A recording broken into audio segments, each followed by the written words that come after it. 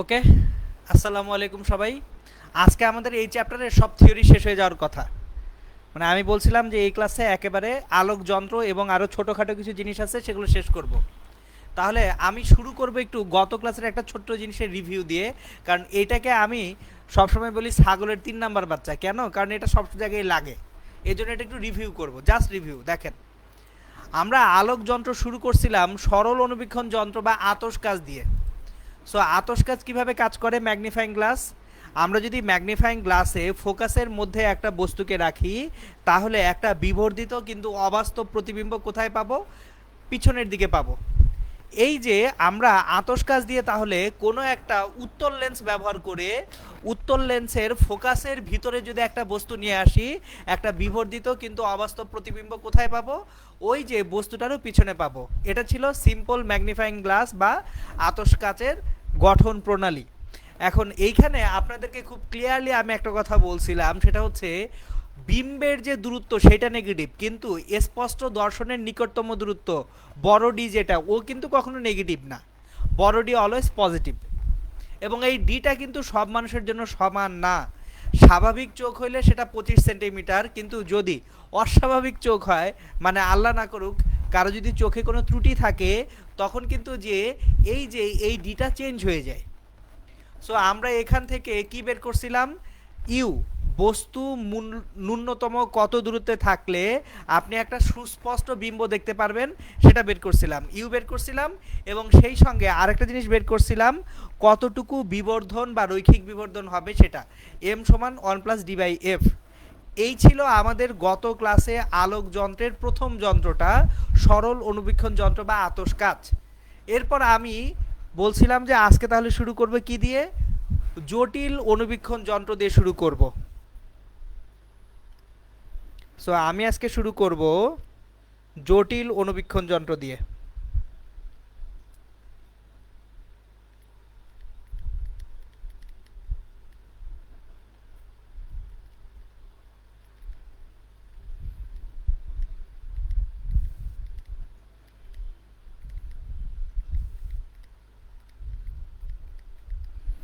বা মাইক্রোস্কোপ দিয়ে শুরু করব।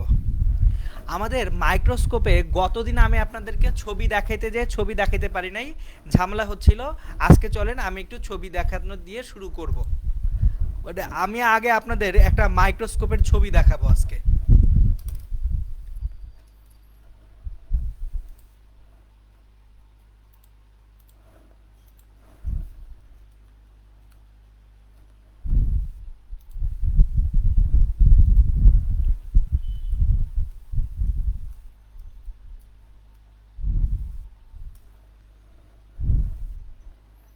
সো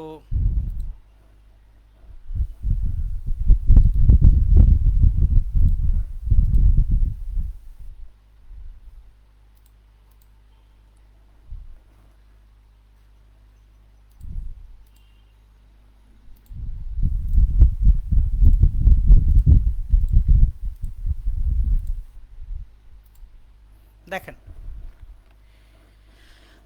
সবাই আশা করি দেখতে পাচ্ছেন ইনশাল্লাহ। এই যে যেটা দেখতে পাচ্ছেন এটা কিন্তু একটা মাইক্রোস্কোপ। সো এটা একটা মাইক্রোস্কোপ বা অনুবীক্ষণ যন্ত্র। তাহলে এই অনুবীক্ষণ যন্ত্রে কয়টা লেন্স থাকবে? দুইটা লেন্স থাকে। একটা লেন্স থাকে স্লাইডের ঠিক উপরে। এই যে দেখেন স্টিলের যে অংশটুকু দেখতে পাচ্ছেন, এই যে স্টিল মেড অংশ, এইখানে স্লাইডটাকে রাখা হয়। তাহলে স্লাইড বরাবর যে লেন্স থাকে সেটাকে বলা হয় হচ্ছে অভিলক্ষ্য বা আপনার অবজেক্টিভ। আর এই যে চোখ যেখানে রাখা হয়, চোখটা যেখানে রাখা হবে ওইটাকে বলা হয় অভিনেত্র। নেত্র মানে হচ্ছে চোখ বা আইপিস। সো একটা অবজেক্টিভ আর একটা কি? আইপিস। তাহলে আমরা আইপিস এবং অবজেক্টিভ দুইটা জিনিস পাচ্ছি। এখন এই যে যন্ত্রটা কিভাবে কাজ করে, কিভাবে পুরা জিনিসটা বিবর্ধিত হয়, সেটা আমরা স্টেপ ওয়াইজ এখন দেখব। তাহলে আমরা মাইক্রোস্কোপ দেখতে কেমন সেটা দেখে ফেললাম। এখন আমরা চলে যাই কিভাবে যন্ত্রটা কাজ করে সেখানে।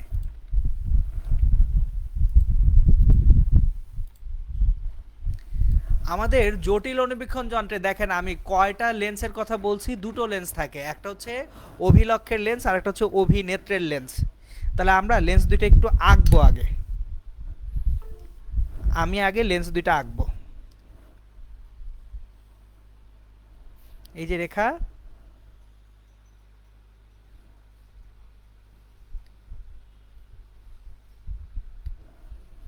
এটা হচ্ছে অভিলক্ষ্য, এবং অভিলক্ষের ফোকাসটা হচ্ছে এফ ও, ও দিয়েও অবজেক্টিভ বোঝায়, ও ফর অবজেক্টিভ, লক্ষ্যবস্তু থেকে আসবে। আর ই ফর আইপিস, অভিনেত্র। এখন দেখেন আমরা কিভাবে এই যন্ত্রটা কাজ করে সেটা শিখি স্টেপ ওয়াইজ। অভিলক্ষের যে ফোকাস, এই ফোকাসের এবং বক্রতার যে কেন্দ্র,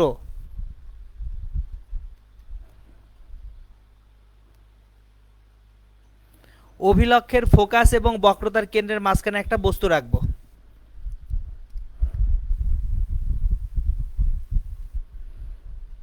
এই যে আমার লক্ষ্য বস্তু রাখলাম অভিলক্ষের ফোকাস এবং কার মাঝখানে, বক্রতার কেন্দ্রের মাঝখানে।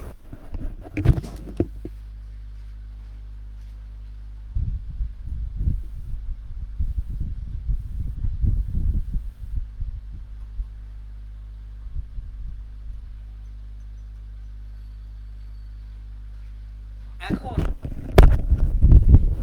খেয়াল করেন আমি আপনাদেরকে কিন্তু একবারে ডিটেলস কোথায় লক্ষ্যবস্তু থাকলে কোথায় বিম্ব তৈরি হয় এগুলো প্রত্যেকটা জিনিস গুছিয়ে পড়াইছি। তাহলে চলেন দেখি এই লক্ষ্যবস্তুর জন্য বিম্বটা কোথায় গঠিত হয় সেটা আমরা দেখি। প্রধান অক্ষের সমান্তরাল যে আলোক রশ্মিগুচ্ছ, প্রধান অক্ষের সমান্তরাল আলোক রশ্মিগুচ্ছ সেটা কোথা দিয়ে যাবে, ফোকাস দিয়ে যাবে। তাহলে প্রধান অক্ষের সমান্তরাল আলোক রশ্মিগুচ্ছ ফোকাস দিয়ে চলে গেল, চলে গেছে। আর আলোক কেন্দ্র দিয়ে যে আলোটা যাবে সেটা সরাসরি আলোক কেন্দ্র দিয়েই যাবে। তাহলে আলোক কেন্দ্র দিয়ে যে আলোটা যাবে সেটা সোজা আলোক কেন্দ্র দিয়ে চলে যাবে। তাহলে এই যে আলোগুলা যে বিন্দুতে মিলিত হচ্ছে ওই বিন্দুতে আমার একটা বিবর্ধিত বাস্তব বিম্ব তৈরি হইল। দেখেন তাহলে অভিলক্ষের সামনে স্লাইড রাখছেন, এই স্লাইডটা যদি এ বি হয়ে থাকে বস্তু, তাহলে একটা বিম্ব পাইলেন, বাস্তব বিম্ব এ প্রাইম বি প্রাইম। এইটুকু বুঝতে আশা করি কারো কোনো কষ্ট হচ্ছে না। এখন দেখেন আমার একটু আগে ডায়াগ্রামেটিক্যালি দেখাচ্ছিলাম লেন্স থাকে কয়টা, দুটো লেন্স। তাহলে সেকেন্ড আর একটা লেন্স আছে, এই লেন্সটা হচ্ছে অভিনেত্র। এবার সেকেন্ড লেন্সের ফোকাসের মধ্যে আমি যদি বস্তুটাকে নিয়ে আসি, এই যে অভিনেত্র যেটা আইপিস, এটার ফোকাস এফ ই। এখন অভিনেত্র যেটা, অভিনেত্রের যে ফোকাস,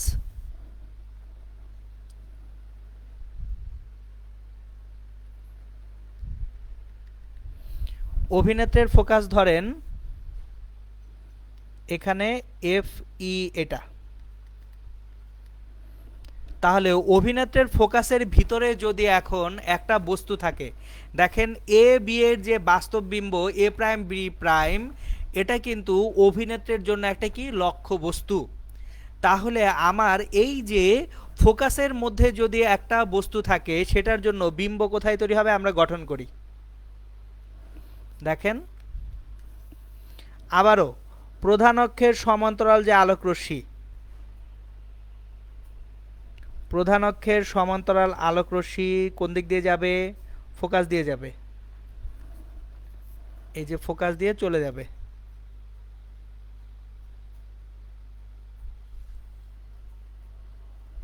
আর যে আলোটা আলোক কেন্দ্র দিয়ে যাবে সেটা আলোক কেন্দ্র দিয়েই চলে যাবে।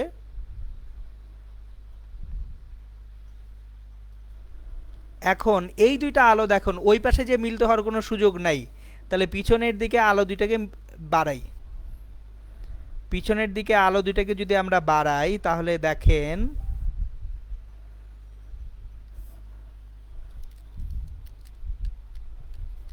আলো দুটোকে পিছনের দিকে বাড়ানো হলে তারা একটা বিন্দুতে অবশ্যই কি হবে, মিলিত হবে।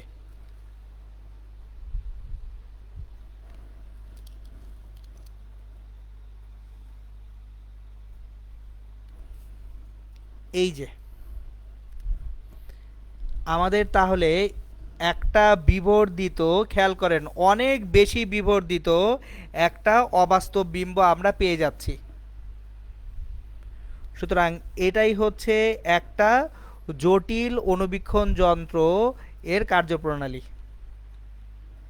সুতরাং খেয়াল করে দেখেন একটা জটিল অণুবীক্ষণ যন্ত্র এইভাবে দুই ধাপে কাজ করে। এখন আপনাদের এখান থেকে কি কি জিনিসপত্র মাথায় রাখতে হবে পরীক্ষায় উতরানোর জন্য, মানে এখান থেকে কি টাইপের ম্যাথমেটিক্যাল জিনিসপত্র আসবে সেগুলো আমি স্টেপ ওয়াইজ এক এক করে দেখাচ্ছি। দেখেন শুরুতেই আমার এখানে যে লক্ষ্যবস্তুটা সেটা প্রথম লেন্স থেকে যে দূরত্বে আছে এটা হচ্ছে অভিলক্ষের জন্য লক্ষ্যবস্তুর দূরত্ব u0। খেয়াল করেন অভিলক্ষের জন্য লক্ষ্যবস্তুর দূরত্ব কত, u0। আর প্রথম যে বিম্বটা তৈরি হলো a প্রাইম b প্রাইম, এইটা কত দূরত্বে আছে, v0। তাহলে দেখি 1/u0 plus 1/v0 equals to 1/f0। তাহলে এখান থেকে v0/u0 plus 1 equals to v0/f0। এখন v0/u0 মানে হচ্ছে m0, অভিলক্ষের জন্য বিবর্ধন v0/f0 মাইনাস 1। খেয়াল করেন অভিলক্ষের তাহলে বিবর্ধন কত, m0 সমান v0/f0 মাইনাস 1। এটা কার বিবর্ধন, অভিলক্ষের বিবর্ধন।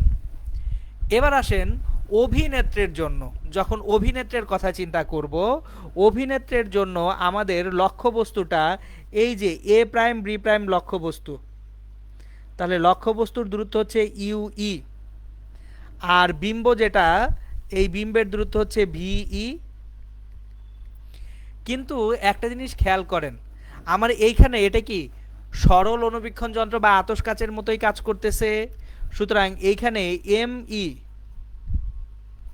ইকুয়ালস টু 1 প্লাস V/FE, এটা হচ্ছে অভিনেত্রের জন্য বিবর্ধন। এখন দেখেন আমার এই যে AB থেকে প্রথমে বিবর্ধিত হয়ে A প্রাইম B প্রাইম হয়েছে, তাহলে A প্রাইম B প্রাইমটা সমান হচ্ছে, খেয়াল করেন A প্রাইম B প্রাইম এটা হচ্ছে প্রথম লক্ষ্যবস্তু AB এর জন্য বিম্ব, তাহলে A প্রাইম B প্রাইম সমান m0 ইন্টু AB। আর A double prime B double prime এটা হচ্ছে ME into A prime B prime. দেখেন আমার অভিনেত্রের জন্য যে বিম্বটা পাচ্ছি A double prime B double prime, এই বিম্বটা বস্তুর তুলনায় যেটুকু বড় সেটাই তো আমার হচ্ছে অভিনেত্রের জন্য বিবর্ধন ME। তাহলে A double prime B double prime সমান ME A prime B prime. এখন একটা জিনিস খেয়াল করি, A প্রাইম B প্রাইম সমান হচ্ছে m0 AB, তাহলে m0 ইন্টু ME AB। সুতরাং আমার তাহলে এই যে চূড়ান্ত বিবর্ধনটা কত, m0 ইন্টু ME। সো চূড়ান্ত বিবর্ধন m equals to m0 into ME। এই হচ্ছে আমাদের তাহলে একটা জটিল অণুবীক্ষণ যন্ত্রের সর্বমোট যে বিবর্ধন ক্ষমতা সেটা।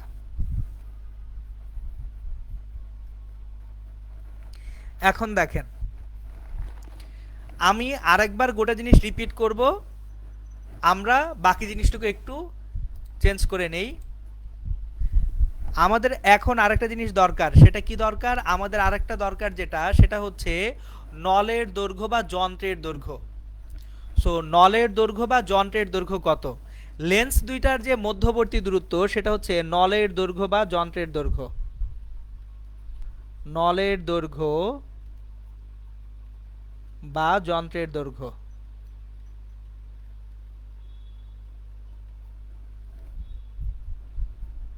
টি দিয়ে প্রকাশ করা হয় বা এল দিয়ে প্রকাশ করা হয়।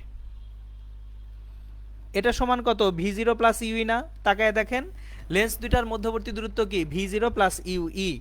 তাহলে v0 প্লাস ইউই, ইউই হচ্ছে VEFE divided by VE plus FE। আচ্ছা একটা জিনিস খেয়াল করুন, এই ভিটা একটু আগে আমরা ডি হিসেবে পড়ে আসছি, দেখেন তো একটু এখানে ইউ সমান df by D plus f লিখছিলাম না, যেখানে ডি হচ্ছে স্পষ্ট দর্শনের নিকটতম দূরত্ব, তাহলে ডি কি ভি, ডি এর মানটা হচ্ছে ভি এর মান।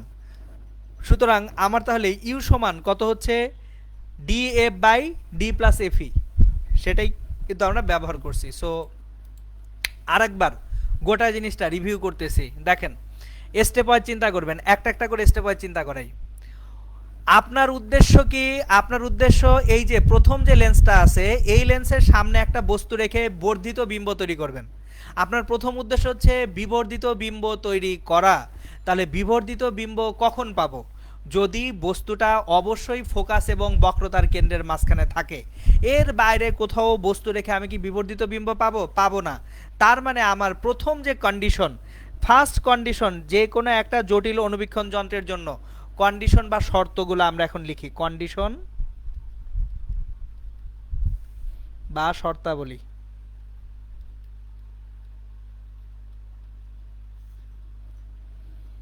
You zero must be less than two F zero, must be greater than F zero.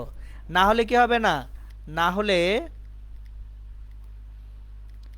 অভিলক্ষের দরুন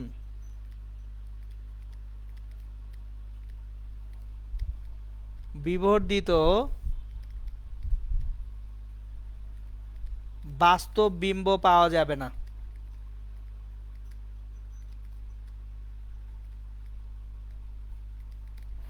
সো একটু খেয়াল করে দেখেন, আমার এইখানে এই যে প্রথম যে লেন্সটা আছে অভিলক্ষ, অবজেক্টিভ, এই অবজেক্টিভ থেকে যে লক্ষ্যবস্তুটা ইউ জিরো, এই লক্ষ্যবস্তুর দূরত্বটা অবশ্যই ফোকাস এবং বক্রতার কেন্দ্রের ভিতরে হতেই হবে, না হলে আপনি একটা বিবর্ধিত বিম্ব পাবেন না। এবং বিবর্ধিত বাস্তব বিম্বই লাগবে। কেন বিবর্ধিত বাস্তব বিম্ব লাগবে? কারণ হচ্ছে আমার যদি বিম্বটা ডান পাশে তৈরি না হয়, তাহলে কি অভিনেত্রের লেন্স কিছু দেখবে? দেখবে না। সো বিম্বটা তৈরি হইতে হবে কোন দিকে? ডান পাশে। কেন? যাতে অভিনেত্রের লেন্স ওইটাকে, বিম্বটাকে একটা বস্তু হিসেবে দেখতে পারে। এটা ছিল এক নাম্বার কন্ডিশন। সো আবার বলতেছি, যদি এফ জিরো আর টু এফ জিরোর মধ্যে আপনি বস্তু না নেন, টু এফ জিরোর বাইরে নেন, আপনি বাস্তব বিম্ব পাবেন কিন্তু ছোট পাবেন। আপনার যন্ত্র কি তার বিবর্ধিত করার কথা, আপনি বস্তু নিচ্ছেন এমন এক জায়গায় প্রথম বিম্বটাই হয়ে গেছে খর্বিত, তাহলে ওটাকে আর কিভাবে বিবর্ধিত করবেন? সো এই জন্য ফোকাস এবং বক্রতার কেন্দ্রের মাঝখানে বস্তুটাকে অবশ্যই রাখতে হবে, ম্যান্ডেটরি। এই জন্য আমি কন্ডিশন আগে এটা বললাম যে ইউ জিরো অবশ্যই এফ জিরো এবং টু এফ জিরোর মাঝখানেই হতে হবে, ভিতরের কোথাও হতে হবে। সেকেন্ড যে কন্ডিশনটা খেয়াল করেন, যদি অভিনেত্রের ফোকাসের মধ্যে এই যে দ্বিতীয় লক্ষ্যবস্তু বা এ প্রাইম বি প্রাইম যদি অভিনেত্রের ফোকাসের মধ্যে না আসে, তাহলে আপনার কখনো অবাস্তব বিম্ব পাবেন না। এখন একটা জিনিস খেয়াল করেন, আপনার চোখ থাকবে তো এইদিকে, এইদিকে আপনার চোখ, আপনি চোখ দিয়ে দেখতেছেন এই পাশ থেকে, এখানে আপনার চোখ আছে। তাহলে চোখ যদি এই পাশে থাকে, আপনার বিম্ব, চূড়ান্ত বিম্ব লেন্সের ডান পাশে হলে হবে না, চূড়ান্ত বিম্ব হতে হবে বাম পাশে। তার মানে অভিনেত্রের জন্য অবশ্যই কি বিম্ব তৈরি হইতে হবে? অবাস্তব বিম্ব তৈরি হইতে হবে। তাহলে অভিনেত্রের বেলায় যে ইউ ই সেটা must be less than F E হইতে হবে। তাহলে second condition, U E must be less than F E, না হলে চোখ যেদিকে তার বিপরীত দিকে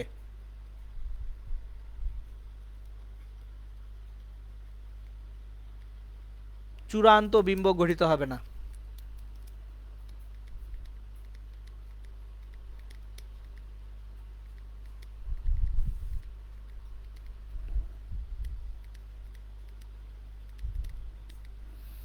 এই হচ্ছে আমাদের কন্ডিশন বা শর্ত, এবং এই হচ্ছে আমাদের গাণিতিক যে ইকুয়েশন সব।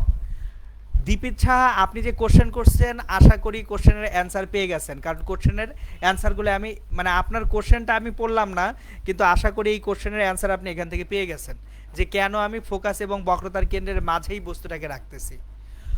ওকে, এই জটিল অনুবীক্ষণ যন্ত্র শেষ।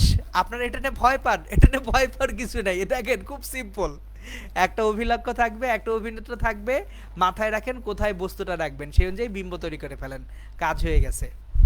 এখন এখানে একটা কোশ্চেন থাকে, আমি আপনাদেরকে একটা কোশ্চেন করি। চশমা ছাড়াও, যার চোখে চশমা আছে সে চশমাটা ছাড়াই একটা অনুবীক্ষণ যন্ত্রে সুস্পষ্ট বিম্ব দেখতে পাবে কিনা? অনুধাবনমূলক প্রশ্ন।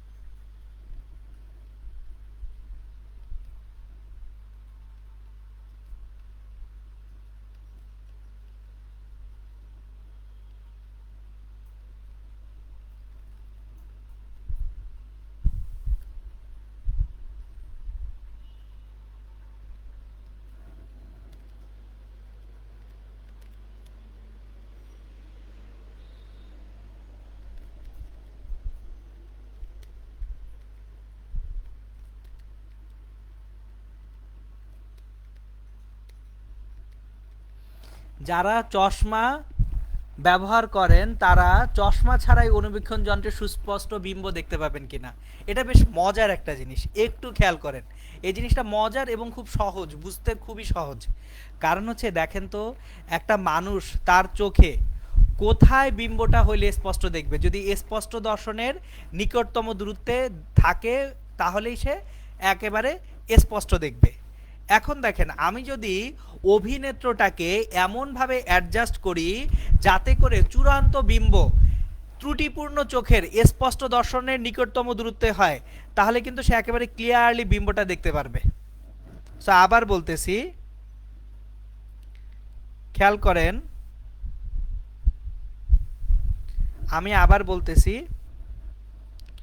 আপনার যখন একটা ত্রুটিপূর্ণ চোখে কেউ দেখতে যাচ্ছে, চোখে ঝামেলা আছে, তার নিকট বিন্দু নষ্ট হয়ে গেছে, খেয়াল করেন,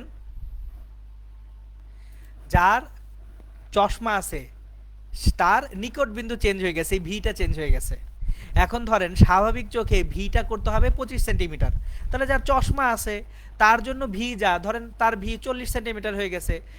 এই লেন্সটাকে অ্যাডজাস্ট করা যায়, অভিনেত্রের লেন্সটাকে অ্যাডজাস্ট করা যায়, মানে সরানো নড়ানো যায় একটা স্ক্রুর সাহায্যে। তাহলে এই লেন্সটাকে এমনভাবে সরাতে নড়াতে হবে যাতে অভিনেত্রের জন্য যে চূড়ান্ত বিম্ব সেটা ত্রুটিপূর্ণ চোখের নিকট বিন্দুতে হয়, তাহলেই সে কি করতে পারবে? বিম্বটাকে স্পষ্ট দেখতে পারবে। সুতরাং তাহলে এখন আমরা এই প্রশ্নের অ্যান্সারটা সুন্দর মতো গুছিয়ে লিখে দেই।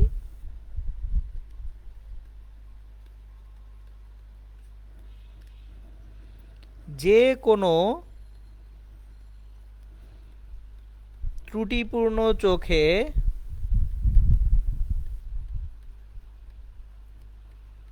চশমা ছাড়াই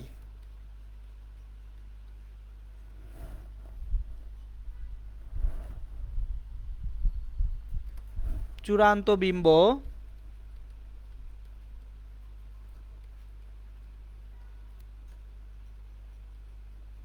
সুস্পষ্টভাবে দেখা যাবে।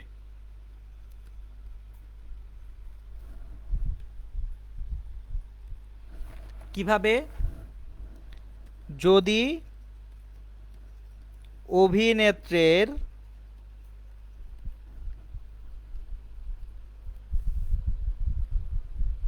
অবস্থান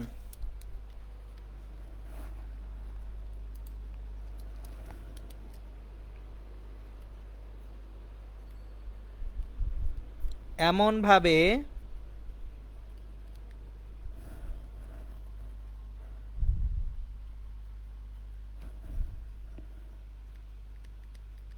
রাখা হয় যাতে ত্রুটিপূর্ণ চোখের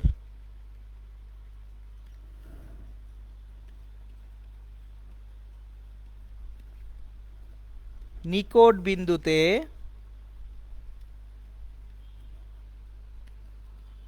চূড়ান্ত বিম্ব গঠিত হয়।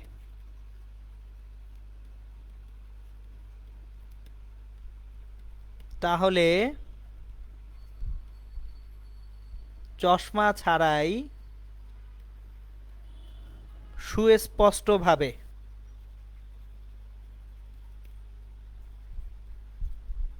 চূড়ান্ত বিম্ব দেখা যাবে।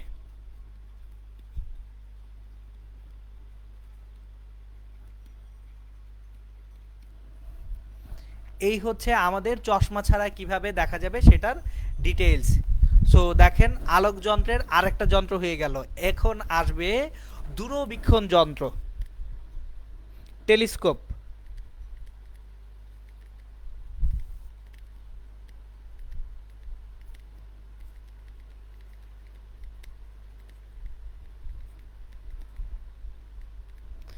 এখন আপনাদের বইয়ে দুই ধরনের দূরবীক্ষণ যন্ত্র আছে, আমি দুইটাই আলোচনা করব, কিন্তু একটার জন্য গাণিতিক কোনো ইকুয়েশন নাই, একটা জাস্ট এমনিতে নিউটন সাহেব যেটা আবিষ্কার করছিলেন প্রতিফলক দূরবীক্ষণ যন্ত্র, ওইটা জাস্ট আমি আলোচনা করব। আর গাণিতিক ইকুয়েশন দেখাবো হচ্ছে অন্যটার জন্য। চলেন তাহলে আমরা শুরু করি দূরবীক্ষণ যন্ত্রের আলোচনা।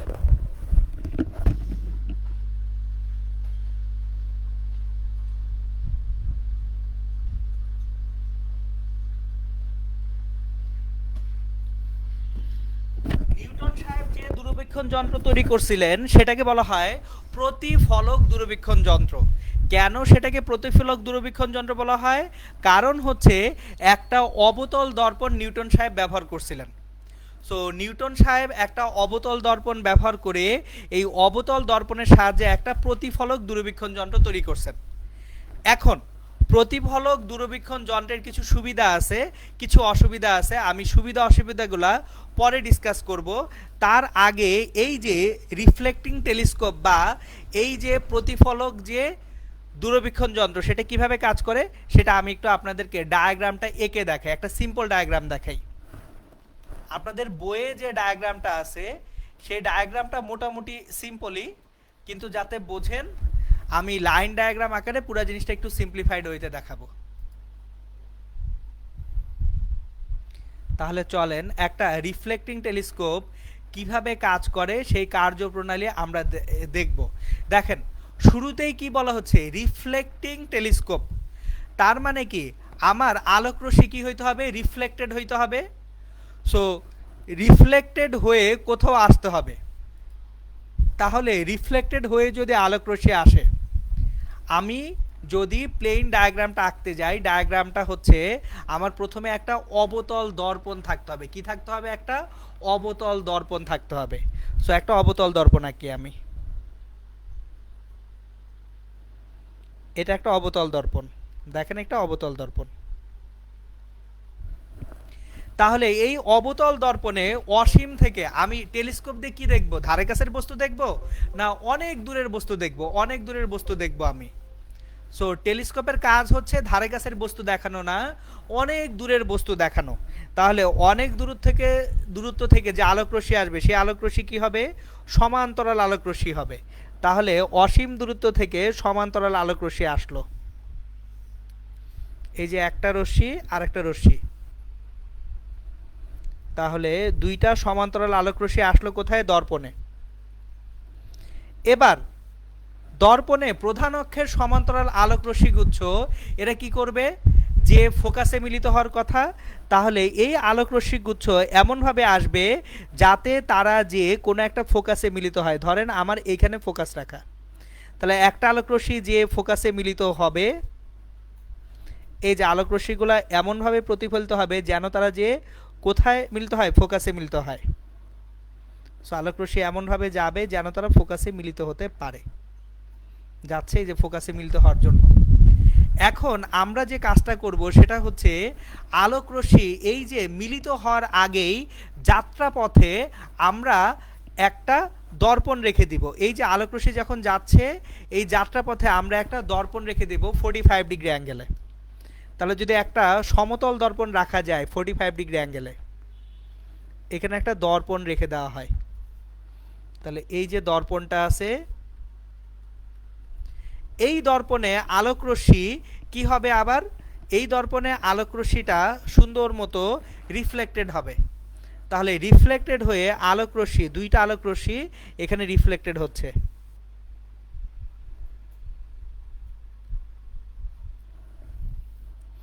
এই দুইটা আলোকরশ্মি রিফ্লেক্টেড হয়ে একটা এদিকে আসবে আর একটা এখান থেকে রিফ্লেক্টেড হয়ে এদিকে আসবে। সো যে দুইটা আলোকরশ্মি রিফ্লেক্টেড হয়ে আসতেছে তাদেরকে এনে একটা লেন্সে ফেলা হবে। এখানে আপনার এই আলোগুলাকে একটা লেন্সে ফেলা হয়। এখানে একটা উত্তল লেন্স থাকে, এখানে একটা উত্তল লেন্স থাকে। তাহলে উত্তল লেন্স থেকে এই যে আলোগুলা, ধরেন উত্তল লেন্সটা এমনভাবে রাখা হয় যাতে এই যে পয়েন্টটা আঁকলাম আমি, এই যে একটু পয়েন্টটাকে ডিফারেন্ট কালার দিয়ে আঁকি, লাল পয়েন্টটা হয় লেন্সের ফোকাস। তাহলে ফোকাস থেকে আগত আলোকরশ্মি প্রতিসরণের পর সমান্তরাল হয়ে যাবে। এই যে সমান্তরাল আলোকরশ্মি আসলো, এই আলোকরশ্মিগুলা কোথায় আসবে? চোখে আসবে। সো চোখটা থাকে এখানে, এই যে এটা হচ্ছে অবজারভারের চোখ। এই হচ্ছে রিফ্লেক্টিং টেলিস্কোপের কার্যপ্রণালী। তাহলে একটা জিনিস দেখেন, একটা রিফ্লেক্টিং টেলিস্কোপে আমাদের, আমি একদম সবচেয়ে সিম্পল ভার্সন আঁকলাম। আমি জানি না আপনাদের বইগুলায় ডায়াগ্রাম কীরকম করছে, আল্লাহই ভালো জানেন। সো এর থেকে সিম্পল মডেল করা সম্ভব না। এটা হচ্ছে রিফ্লেক্টিং টেলিস্কোপের সবচেয়ে সহজ সাধারণ মডেলটা। এখন প্রশ্নটা হচ্ছে এই রিফ্লেক্টিং টেলিস্কোপের কিছু সুবিধা আছে। সুবিধা হচ্ছে আপনার এইখানে অনেক বেশি আলো এনে কিন্তু ফেলা যাচ্ছে। খেয়াল করেন, আমি যদি এই অবতল দর্পণটাকে একটু বড় দর্পণ করি, বিশাল একটা দর্পণ বানাই অবতল দর্পণটাকে, তাহলে অনেক বেশি আলো এনে ফেলা যাচ্ছে না? তাহলে অনেক বেশি আলো এনে ফেলা যাচ্ছে বলে খুবই উজ্জ্বল এবং ত্রুটিপূর্ণ একটা ত্রুটিহীন একটা বিম্ব পাওয়া যায়, প্রতিবিম্ব পাওয়া যায়। তাহলে আমি সুবিধাগুলো বলি। 1 নম্বর অ্যাডভান্টেজ, উজ্জ্বল ও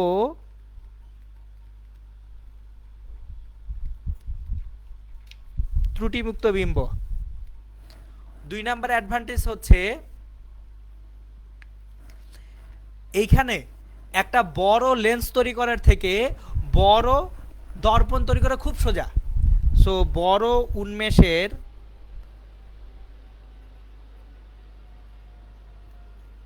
লেন্স তৈরির চেয়ে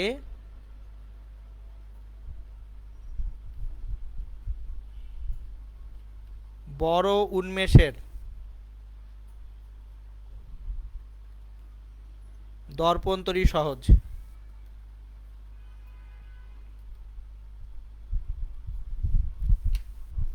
আর 3 নম্বর অ্যাডভান্টেজটা হচ্ছে আপনার একই আকৃতির একটা এই রিফ্লেক্টিং টেলিস্কোপ তৈরি করতে খরচ কম হয় একই আকৃতির আপনার নর্মাল টেলিস্কোপ বানানোর তুলনায় খরচ কম। তাহলে এই ছিল আমাদের রিফ্লেক্টিং টেলিস্কোপের পুরা জিনিসটা। প্রতিফলক দূরবীক্ষণ যন্ত্র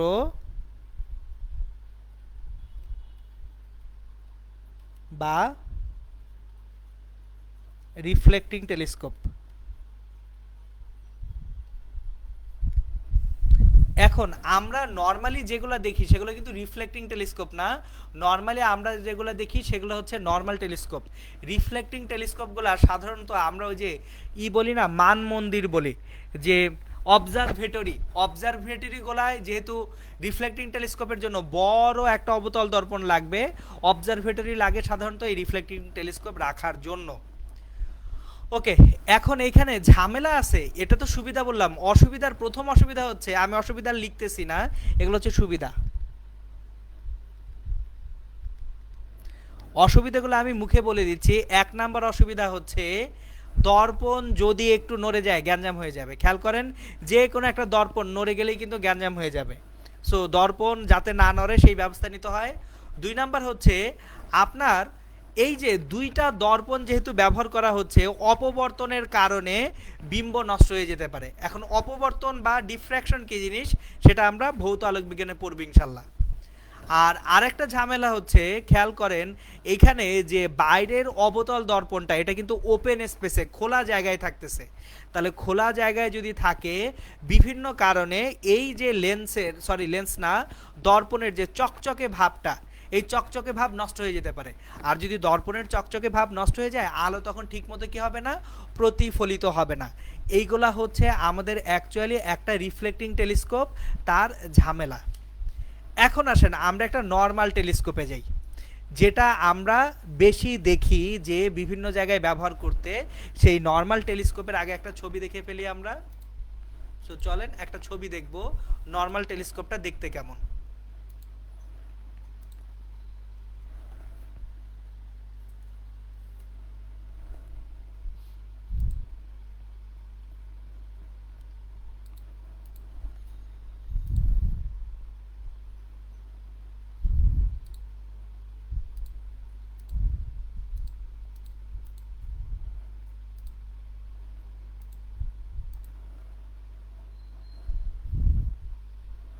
আমি একটা নর্মাল টেলিস্কোপের ছবি বের করে দেখাচ্ছি আপনাদেরকে।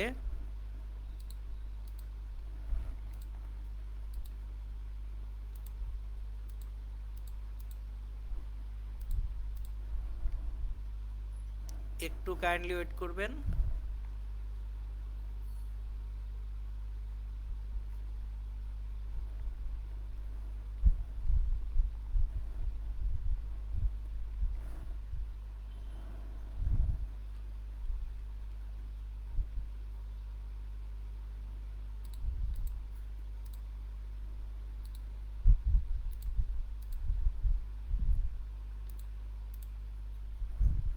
ওকে,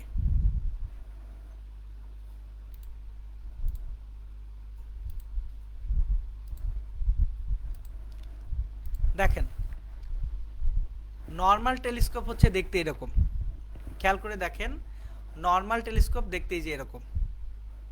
দেখেন এই যে খোলা যে প্রান্তটা, খোলা প্রান্তের যে লেন্সটা, এটাকে বলা হয় অভিলক্ষ।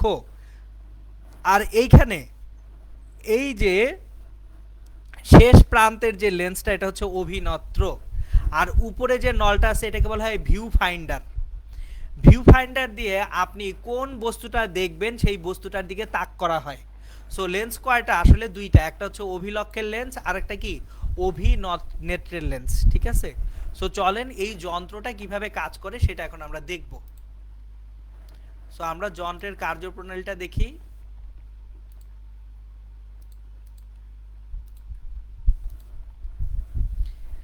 আমরা এখন একটা নর্মাল টেলিস্কোপের কার্যপ্রণালী দেখব, সাধারণ টেলিস্কোপ যেটা সেটার কার্যপ্রণালী দেখব এবং সেখান থেকে কি কি ইকুয়েশন আসে সেই ইকুয়েশনগুলো দেখব। আচ্ছা, আমি না এই যে নর্মাল টেলিস্কোপের যে ইকুয়েশনগুলো আছে এই ইকুয়েশনগুলোর ডেভেলপমেন্টে যায় না কেন? কারণ এইখানে কৌণিক বিবর্ধন দিয়ে ডেভেলপমেন্টটা করা হয় এবং প্রতিপাদনগুলো যথেষ্ট পেঁচানো। আমার মনে হয় যে এই প্রতিপাদনগুলোর কোনো প্রয়োজন আপনাদের নাই, আপনাদের শুধু ইকুয়েশনগুলো জানা দরকার। তাহলে আমি একটু ডায়াগ্রামটা আঁকি, তাহলে বুঝবেন। সো আমি প্রথমে ডায়াগ্রামটা আঁকবো। আমার কয়টা লেন্স থাকবে? দুটো লেন্স থাকবে।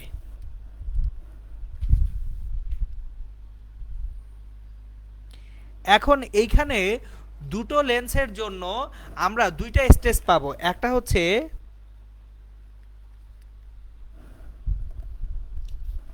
অসীম দূরত্ব ফোকাসিং,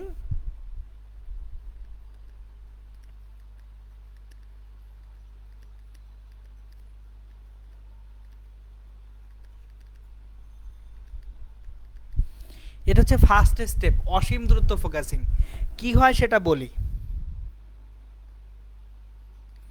ধরেন এখানে একটা অভিলক্ষের লেন্স আছে F0, F0 জন্য ফোকাল পয়েন্ট এটা হচ্ছে F0।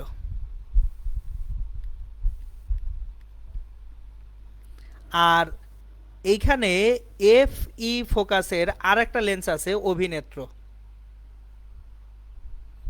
এটা হচ্ছে অভিনেত্র।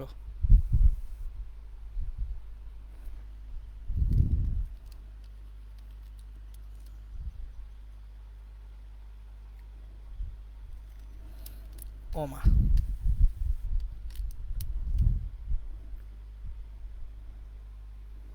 একটা লেন্স হচ্ছে অভিলক্ষ আর একটা লেন্স হচ্ছে অভিনেত্র, তো এটা হচ্ছে অভিনেত্র FE। এখন অসীম থেকে যখন সমান্তরাল আলোক রশ্মিগুচ্ছ আসবে, সেই সমান্তরাল আলোক রশ্মিগুচ্ছ অ্যাকচুয়ালি কি করবে? অসীম থেকে সমান্তরাল আলোক রশ্মিগুচ্ছ যখন আসতেছে,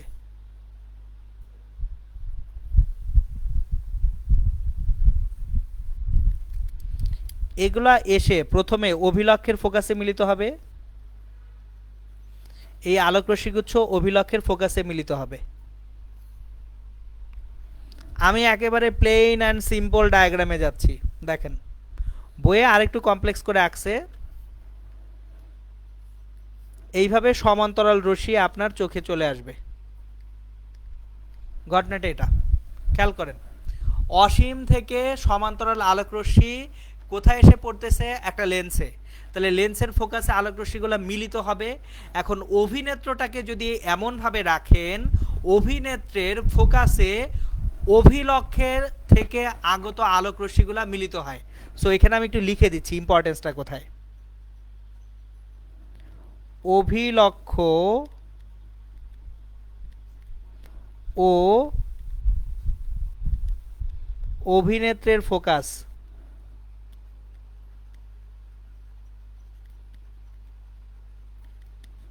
একই বিন্দুতে রাখা হয়।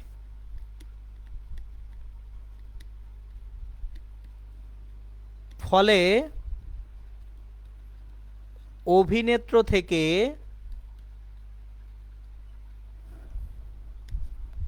নির্গত আলোক রশ্মি সমান্তরাল হয়। এখন এই অসীম দূরত্ব ফোকাসিংয়ে আমাদের যে বিবর্ধন,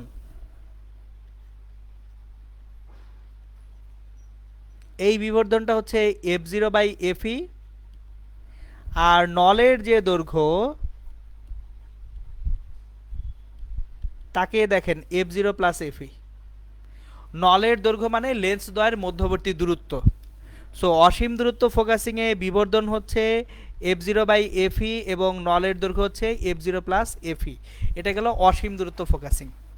এখন স্পষ্ট দর্শন ফোকাসিংয়ে যেটা করা হয়, অভিনেত্রের যে লেন্সটা আছে এই লেন্সটাকে একটু ভিতরে ঢুকিয়ে দেওয়া হয়।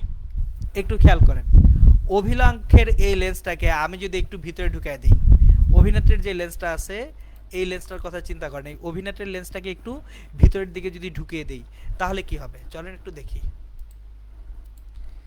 আগে অভিলক্ষের লেন্সটা, অভিনেত্রের লেন্সটা যেখানে ছিল এখন সেখান থেকে একটু ভিতরে আমরা প্রবেশ করে দিব। এটাকে বলা হয় স্পষ্ট দর্শন ফোকাসিং।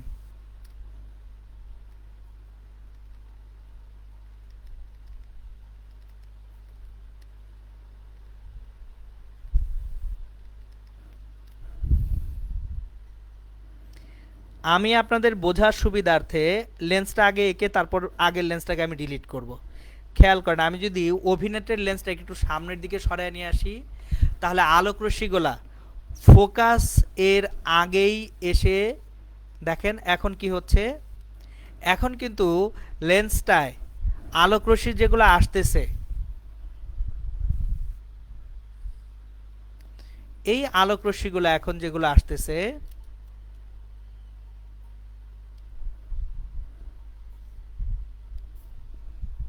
ফোকাস হচ্ছে পরে।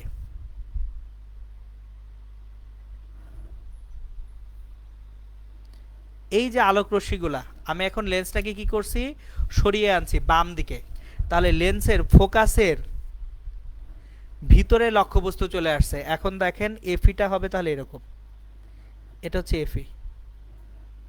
তাহলে এখন দেখেন এই যে এই আলোক রশ্মিটা এই বস্তুর জন্য লক্ষ্যবস্তু হিসেবে কাজ করতেছে, এটা হচ্ছে ইউই।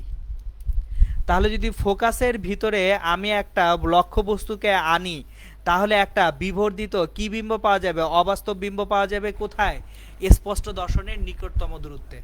সো আবার বলতেছি, দেখেন আপনার এই দুইটা ডায়াগ্রাম জাস্ট পরপর চিন্তা করি, খেয়াল করেন ডানের লেন্সটা কোথায় সরে নিয়ে আসছি, ভিতরে। একটু ট্রানজিশনটা দেখেন, ট্রানজিশনটা একটু খেয়াল করেন। এই যে লেন্স আছে, ঠিক আছে, ডানের লেন্সটা কি ভিতরে ঢুকে গেল না? ডানের লেন্সটা কি করছে, অভিনেত্রের লেন্সটা কোথায় ঢুকিয়ে দিছি, একটু ভিতরের দিকে ঢুকিয়ে দিছি না? ভিতরে যদি ঢুকিয়ে দেই তাহলে বস্তুটা ফোকাসের ভিতরে চলে আসবে, আর ফোকাসের ভিতরে চলে আসলে কি হবে, আমাদের স্পষ্ট দর্শনের নিকটতম দূরত্বে একটা বিবর্ধিত কি বিম্ব পাবো, অবাস্তব বিম্ব পাবো। তাহলে এইখানে যে বিবর্ধন হবে, বিবর্ধন m ইকুয়ালস টু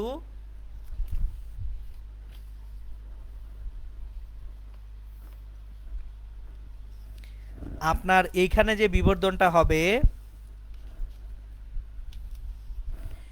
m সমান f0/fe 1 প্লাস fe/d। দেখেন বিবর্ধনটা হচ্ছে f0/fe into 1 plus fe divided by d, এটা হচ্ছে বিবর্ধন। আর নলের দৈর্ঘ্য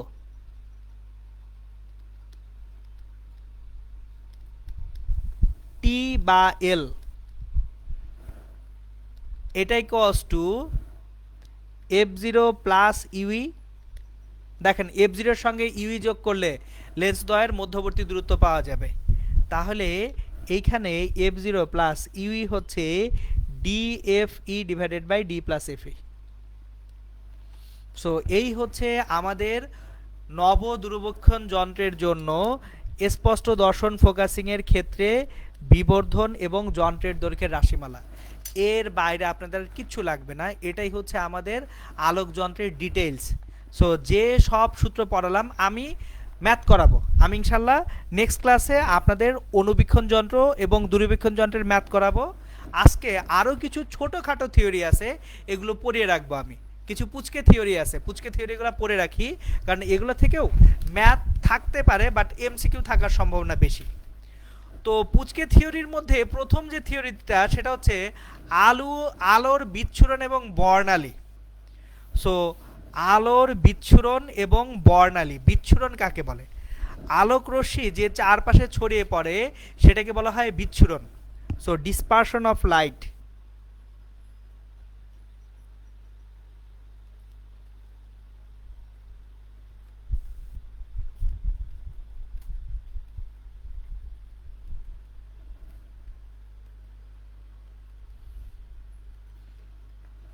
আলোর বিচ্ছুরণ হয় বলে আমরা বর্ণালী দেখি।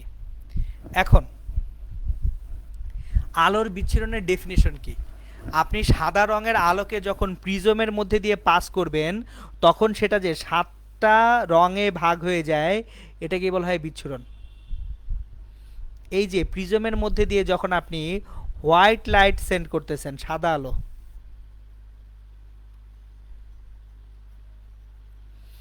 এই সাদা আলোর কারণে এখান থেকে ভিন্ন ভিন্ন রঙের আলো বের হয়ে আসে।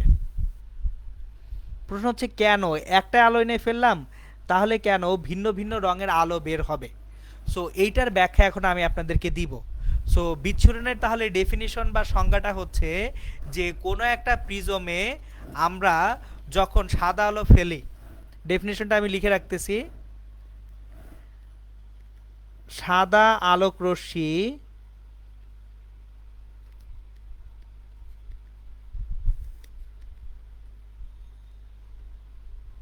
প্রিজমের মধ্য দিয়ে প্রতিসরণের ফলে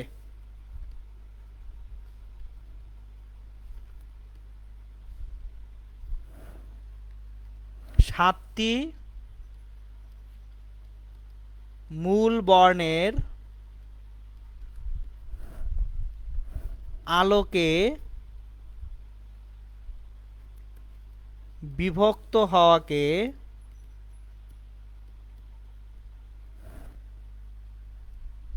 আলোর বিচ্ছুরণ বলে।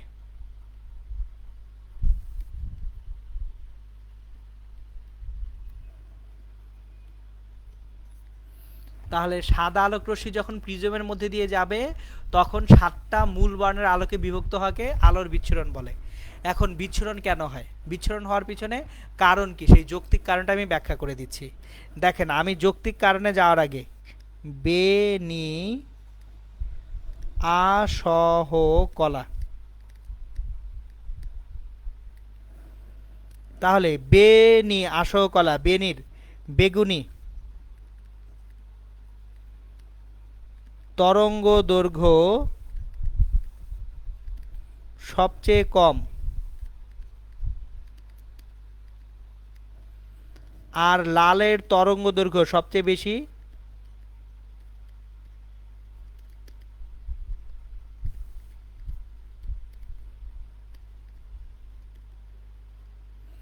খেয়াল করেন, এখান থেকে ব্যাখ্যাটা খুব সহজ এবং সুন্দরভাবে বোঝা যায়। বেগুনি আলোর তরঙ্গ দৈর্ঘ্য সবচেয়ে কম আর লাল রঙের তরঙ্গ দৈর্ঘ্য সবচেয়ে কি হয়? বেশি হয়। এখন একটা জিনিস খেয়াল করি আমরা, c inversely proportionate to mu আর সি প্রপোর্শনেট টু ল্যামডা। আমরা জানি যে আলোর বেগ, যে কোনো মাধ্যমে আলোর বেগ প্রতিসরণাঙ্কের ব্যস্তানুপাতিক। আবার আলোর বেগ সরাসরি কার সমানুপাতিক? তরঙ্গ দৈর্ঘ্যের সমানুপাতিক। তাহলে একটা জিনিস খেয়াল করেন তো, তরঙ্গ দৈর্ঘ্য ল্যামডার সঙ্গে প্রতিসরণাঙ্কের সম্পর্ক কি? ব্যস্তানুপাতিক সম্পর্ক। যার তরঙ্গ দৈর্ঘ্য যত বেশি তার জন্য মাধ্যমের প্রতিসরণাঙ্ক তত কম। তাহলে বেগুনি আলোর জন্য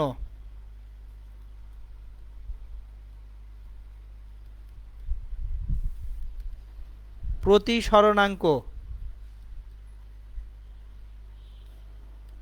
সবচেয়ে বেশি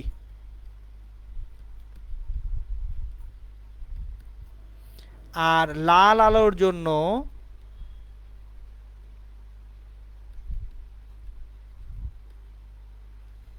প্রতিসরণাঙ্ক সবচেয়ে কম। দেখেন এখানে তাহলে mu is inversely proportional to lambda, lambda যদি বাড়ে মিউ কমবে। তাহলে লাল আলোর জন্য প্রতিসরণাঙ্ক সবচেয়ে কম আর বেগুনি আলোর জন্য প্রতিসরণাঙ্ক সবচেয়ে বেশি। যার প্রতিসরণাঙ্ক যত বেশি, যে আলোর জন্য প্রতিসরণাঙ্ক যত বেশি, সেই আলো তত বেশি বেঁকে যাবে না। প্রতিসরণাঙ্ক বেশি মানে কি আলোকরশ্মি বেশি বাঁকবে, প্রতিসরণাঙ্ক কম মানে আলোকরশ্মি কম বাঁকবে। তাহলে লাল আলো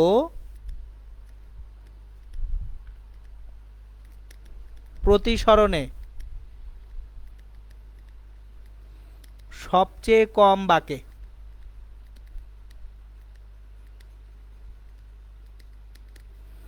আর বেগুনি আলো প্রতিসরণে সবচেয়ে বেশি বাঁকে। এখন একটা জিনিস খেয়াল করেন, এখান থেকেও একটা কোশ্চেনের অ্যান্সার দিতে পারবেন। বিপদ সংকেতে কেন লাল আলো ব্যবহার করা হয়?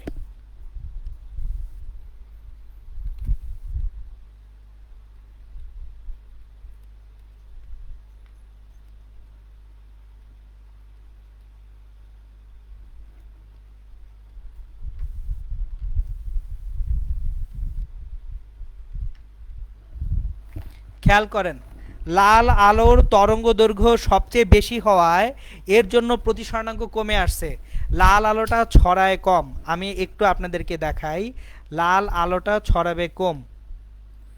বেগুনি বা ভায়োলেট কালার কোনটা? আমি তো কালার ব্লাইন্ড হয়ে গেছি মনে হয়। বেগুনি, এই যে বেগুনি পাওয়া গেছে, ইয়েস। চলেন একেবারে লাল আর বেগুনি দিয়ে দেখাবো। লাল, একটা লাল আলো যতটুকু ছড়াবে, খেয়াল করবেন, ধরেন কোনো এক জায়গা থেকে লাল আলো ছড়াচ্ছে, লাল আলো যতটুকু ছড়াবে বেগুনি আলো তার থেকে বেশি ছড়াবে। লাল আলো ধরেন এইভাবে ছড়াচ্ছে কোনো একটা লাইট সোর্স থেকে, সেম জায়গায় যদি আমি একটা বেগুনি সোর্সও রাখি, বেগুনি আলো কি বেশি ছড়াবে না? ওমা, শুধু ছড়াইলো না, সে আবার মোটাও হয়ে গেল, দুঃখজনক। বেগুনি আলো কি করবে? ছড়াবে বেশি। তাহলে বেগুনি আলো যদি বেশি ছড়িয়ে যায়, খেয়াল করেন, কোনো একটা সার্টেন ডিস্টেন্সে, যে কোনো একটা সার্টেন ডিস্টেন্সে বেগুনি আলো অনেক বেশি এরিয়া নিয়ে আসে। তাহলে ক্ষেত্রফল যত বড়, একক ক্ষেত্রফলে তীব্রতা বা শক্তির পরিমাণ তত কমে যায়। কিন্তু লাল আলো যেহেতু কম ছড়ায়, সেহেতু অনেক দূরেও আলোটা কম ক্ষেত্রফল জুড়ে আছে। তাহলে কার তীব্রতা বেশি? লাল আলোর তীব্রতা বেশি। লাল আলো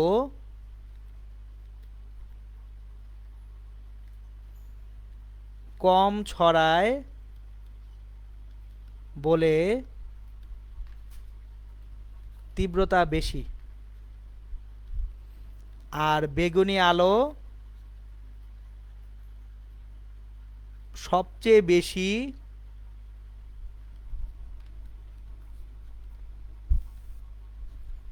ছড়িয়ে যায় বলে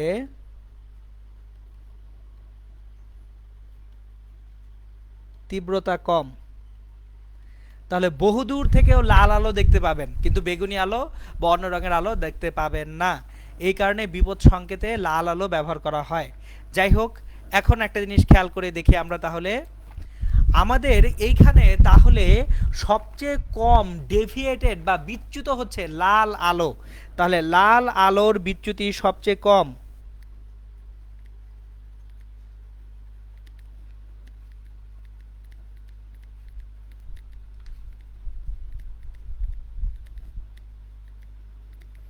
আর বেগুনি আলোর বিচ্যুতি সবচেয়ে বেশি।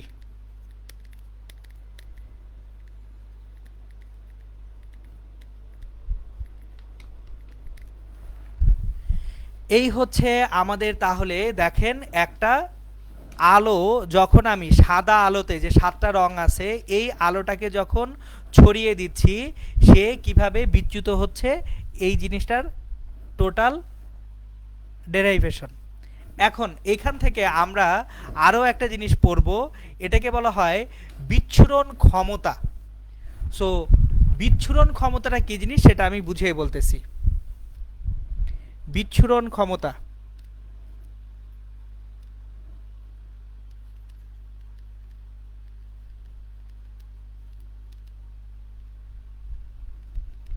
এটা শাহজাহান তপন স্যারের বইয়ে ওমেগা দ্বারা ব্যবহার করছে, ইসাক স্যারের বইয়ে ডাব্লু দ্বারা ব্যবহার করছে, সমস্যা নেই, ওমেগা ডাব্লু একটা ব্যবহার করলেই হবে। খেয়াল করেন, একটু মনোযোগ দিয়ে ডেফিনিশনটা খেয়াল করেন।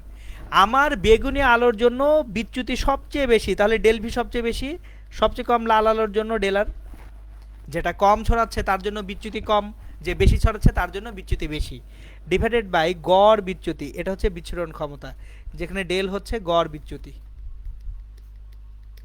কাজ শেষ। যদি আপনার কখনো বিচ্ছুরণ ক্ষমতা ওমেগা বের করতে বলে, del V minus del R by delta করবেন, যেখানে ডেল্টা সমান হচ্ছে del R plus del V by 2। প্রশ্ন হচ্ছে ডেল কোথা থেকে পাবো? লাল আলো এবং বেগুনি আলোর জন্য এই যে ডেল্টা, এই ডেল্টা অ্যাকচুয়ালি আমরা কোথা থেকে পাবো, চলেন সেটাও আমরা বের করা শিখি। আমরা ডেল্টা পাবো হচ্ছে সরু প্রিজমের জন্য একটা ফর্মুলা আছে সেখান থেকে। তাহলে এই ডেল্টা বের করতে পারবো সরু প্রিজম থেকে, সরু প্রিজম।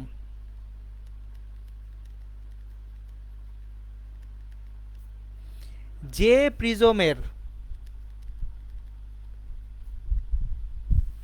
প্রিজম কোণ খুব ছোট, এখন কত ছোট সেটা দাঁড়ান একটু খেয়াল করি।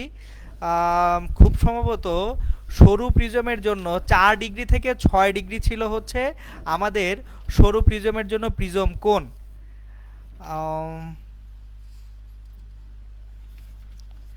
আমাদের এইখানে ভ্যালুটা আপনারা তারপর একটু চেক করেন, যে প্রিজমের প্রিজম কোণ 4 ডিগ্রি থেকে 6 ডিগ্রি এর মাঝে তাকে সরু প্রিজম বলে।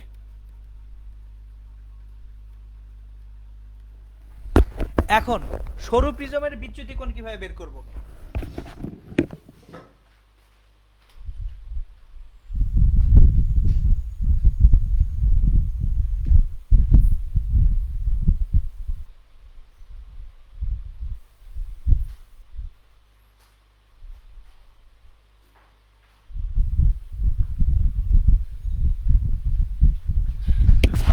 সরু প্রিজমের যখন বিচ্যুতি কোণ বের করতে যাব, সেই বিচ্যুতি কোণ বের করার আমি ফর্মুলাটা আপনাদের শিখিয়ে ফেলি। ডেল্টা সমান এ ইন্টু মিউ মাইনাস 1, এটা হচ্ছে সরু প্রিজমের জন্য। এখন তাহলে দেখেন, যদি বেগুনি আলো হয় ডেল ভি সমান এ ইন্টু মিউ আর মাইনাস 1, যদি লাল আলো হয় ডেল আর সমান এ ইন্টু, সরি ওখানে তো মিউ ভি লিখতে হবে, মিউ আর মাইনাস 1। এই যে এইভাবে আমরা অ্যাকচুয়ালি সরু প্রিজমের জন্য বিচ্যুতি কোণ বের করতে পারি। আর এই বিচ্যুতি কোণ বের করতে পারলে আমরা অ্যাকচুয়ালি কি বের করতে পারবো? বিচ্ছুরণ ক্ষমতা বের করতে পারবো।